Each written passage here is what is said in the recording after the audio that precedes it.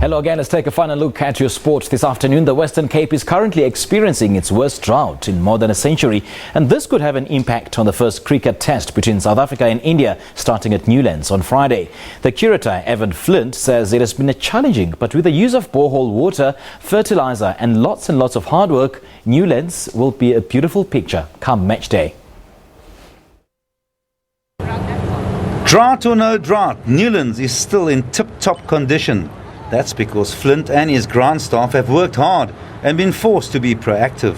It's no secret that the Proteas, who prefer a playing surface with a tinge of green and lots of pace, bounce and seam movement to keep the dangerous Indian batsmen at bay. A dry surface would suit the visitors to a T.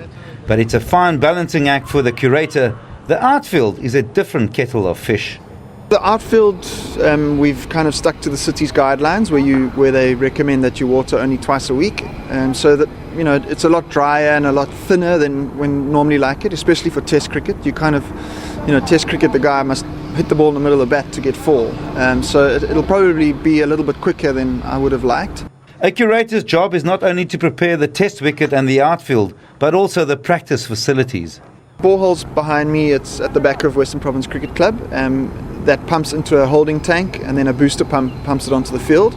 And then this year we've set up a system where we've tapped off the main line and we run a pipe to the nets, and we've got a tank there as well which stores water for us. So we're using borehole water, all over. It's looking good now. We had 6 mils of rain the other morning and last night, the night before last, so that's helped. And I think my fertiliser budget's probably quadrupled this season already, so we've had to use more fertiliser to try and keep it because we're using less water.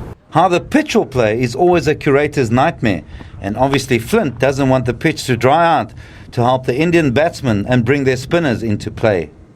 The weather forecast looks pretty warm for the next 2 days, so the challenge is going to be to keep it fresh and alive for that first day. Flint is the current Cricket South Africa Curator of the Year. How the pitch will play remains to be seen, but that he is one of the best in the country is without doubt.